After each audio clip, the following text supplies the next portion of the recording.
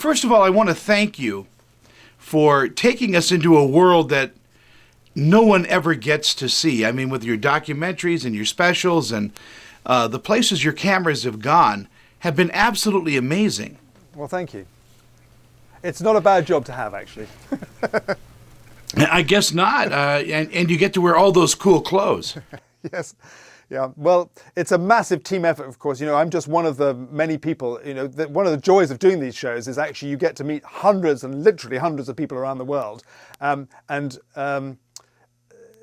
sort of combined goal of trying to deliver these, the very best we possibly can, it's a lovely feeling, actually. It's a real great super team. How did you get your start? I mean, what called you to this type of filmmaking? Well, I was as a teenager, I was always interested in television, and my mum and dad gave me a little camera for my 18th birthday, and I tried to make little home movies. And when I went to college, I started to make films myself, and I actually thought I was thinking of becoming a sort of social documentary filmmaker, really, to be honest.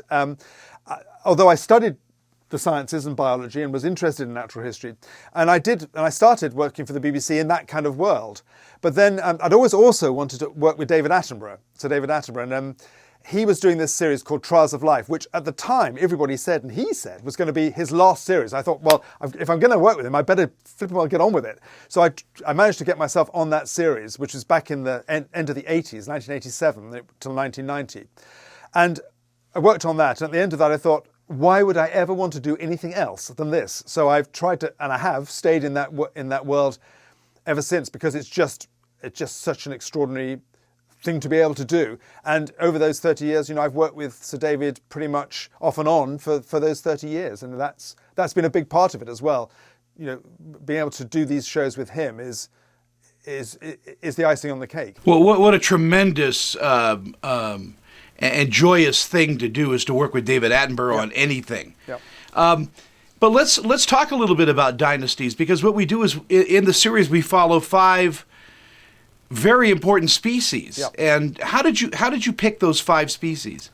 Well, I think it's probably worth just backtracking slightly about why I wanted to do the series in the first place, because I'd spent a lot of time, as you've mentioned, doing these kind of the Planet Earth type shows, which are global, and each episode is thematic about a place, a habitat, and then you have 8, 9, 10 or 11 sort of little small vignette sequences. And there was a frustration I love them, and they're very effective, and the audience love them, but there's also a frustration because you never really have time to get to know the animals and some of the context of their lives. I just felt there was so much more to tell. So thought if we could persuade somebody, my bosses, to allow me to make 5 shows about just one animal family, you could get a sense of their lives in a way that you've never been able to do before. But to do that, I had to make sure that they were going to deliver. So the first thing was really just to pick 5 animals that I thought were, for want of a better word, box office animals that people just love watching: lions, tigers, emperor penguins, chimpanzees. These are cool animals. But also, we wanted to be sure that there was going to be something dramatic, and that you were going to get this insight into this family life, because these are all animals that have these social lives that are complicated. So we had to find locations and specific families which were well studied by researchers or scientists, so that they were pretty confident that something would happen that was going to turn the animals' world upside down. And then the last little twist on it was that I thought it'd be interesting, or important rather, if they had this extra ingredient, which was they all had some level of threat, they were endangered to some degree. Although, to be honest, it's quite hard to find animals like that aren't endangered to some level. And that, in the end, became, although it wasn't the driver of the series, because the driver is the drama of their lives, looking back on it, it was inevitable that sort of environmental threatened endangeredness side of the story would come to the fore, because all these creatures have to live their lives now in a world that is kind of surrounded and impacted by humanity, often not to a very good effect for the animals, that is. Yeah, it's an amazing accomplishment to bring this to the world and say, here's how these wonderful creatures live, and we can almost we can almost see ourselves in this struggle to survive. I mean, that's really important. That was a very important goal. That's not to anthropomorphize, although I have no issue myself with anthropomorphism. It depends what you mean by anthropomorphism. But I think again, by picking these particular animals and by filming it, shooting it the way we did, trying to be as close as we can within the realms of how we operate, and also trying to imagine ourselves in that world so that you, the audience, can share that experience, meant that it was important that you could get a sense of what's happening in their lives, why they're making these decisions, why they're struggling in the way they are. Like a drama, you actually start to, when dramas work, you feel you're part of that, the hero or the antagonist's lives. And although these aren't dramas, they're documentaries, I think they have a dramatic form which actually helps people understand and connect with what's going on in their lives. And we could share this with everybody. It's available on the BBC. It's available on AMC. We can binge watch this. Yeah. It's an incredible, and your photography is just amazing.